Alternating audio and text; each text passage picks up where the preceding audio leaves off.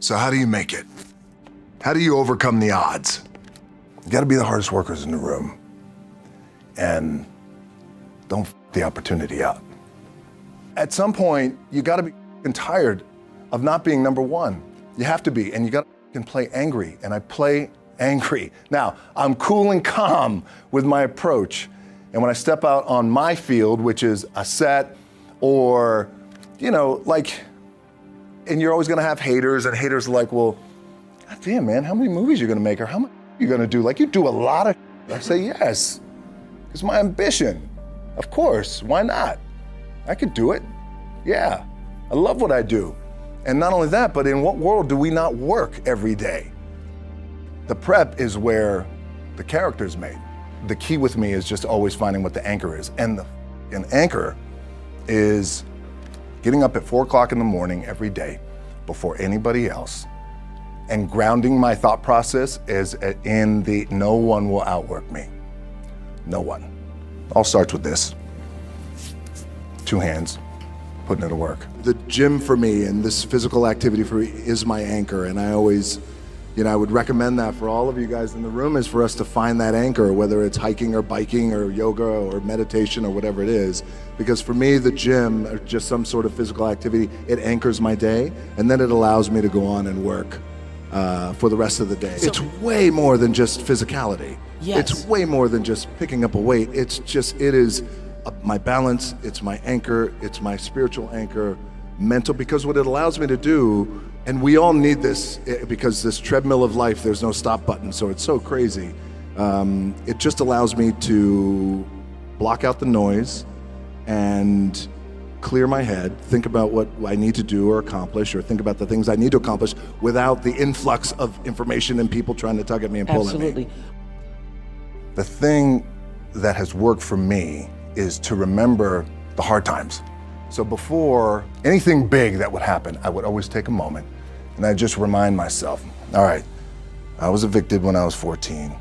We were kicked off the island. We couldn't live in Hawaii. Had no place to live.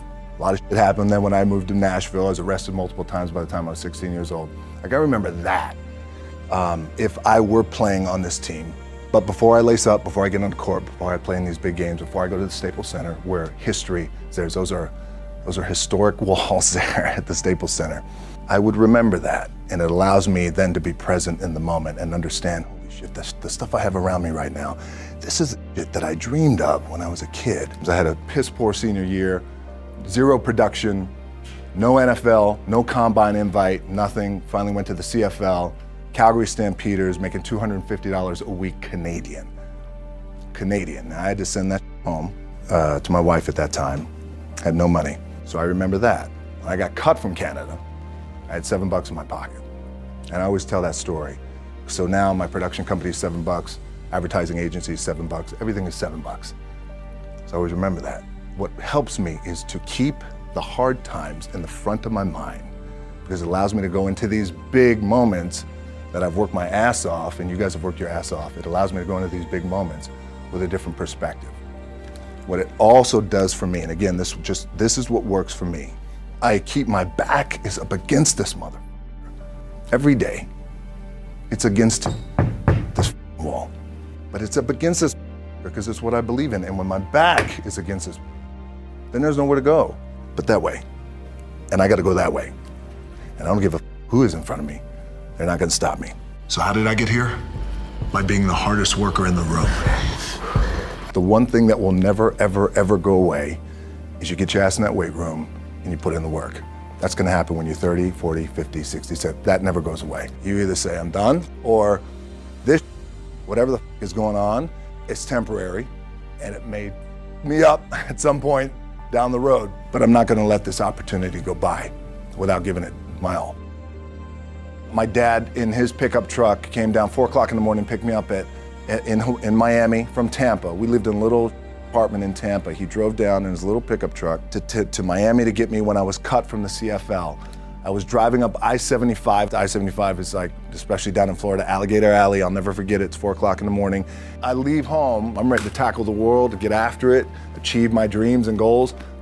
Crushed by 22, 23 years old. Now I got to move back in with my mom and dad. I played on great teams though. Wait a second, this is not supposed to be my future.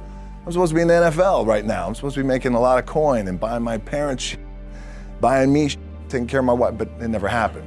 So I pulled out my wallet, I thought, well, let me see how much money I have. I opened it up, I had a 5, a 1, and change. I'm not around, and well, at least I rounded up to $7. But I thought, God, ain't this, I got $7 in my pocket. Where the do I go now? What do I do? If I had to be great at something, I wanted to be great in this world of Hollywood and movie making and producing and entertainment, I had to commit. You commit to something, commit to the goal. They said, what do you want to accomplish? I said, I want to accomplish the world. I want the world, and I want Will Smith's career. And I said, and I mean this respectfully because I know he's here at this agency with us, I want to do it bigger and better. And I still had these, still put in the hard work with my 2 hands. And that's it. And that's what it comes down to with you guys too. There's nothing you can't accomplish. I had gone through my first bout of depression. I was 18 years old. After that, I think I was 23. Then after that was when I got a divorce. So it had been a learning experience through that. Therapy really helped me. Once I understood that, number one, I'm not alone when it comes to mental struggle, and that we all go through it. Because growing up, being in a house, like my dad was tough love, so sharing feelings and emotions, I didn't have that. So I held everything in, and plus I was an only child. I was the strong, silent type. Meanwhile, there was a lot of stuff happening going on in here. For me to become the man that I am today, fortunately, one, I'm not alone. But then the other side to that, it's like the A side, the B side, and maybe the most important side is to communicate and talk and get it out. It's about being vulnerable and the power of being vulnerable, and something that we shy away from. Certainly men, I need to talk about this.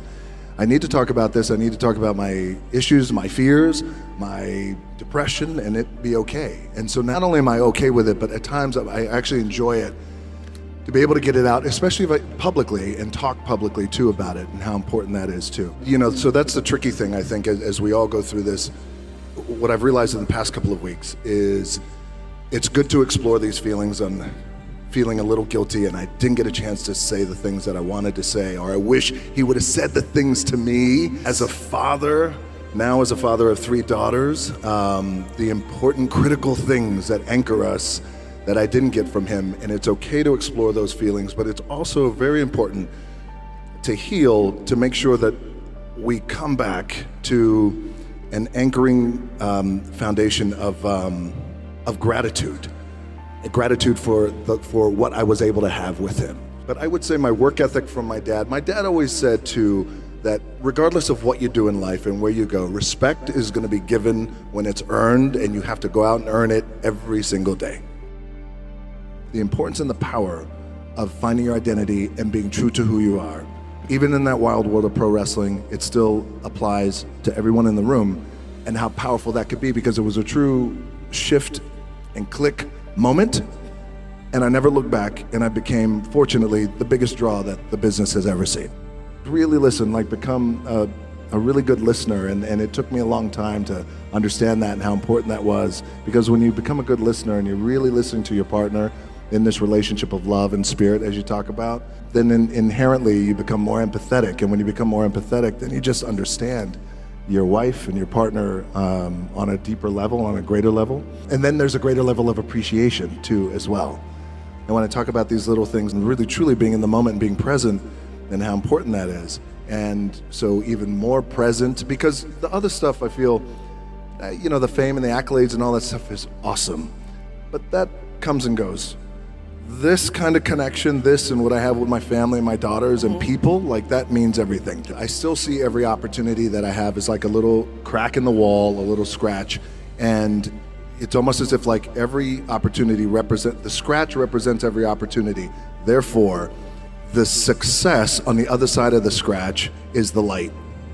Scratching hard, clawing, digging, it's that mentality to really take advantage of every opportunity I have.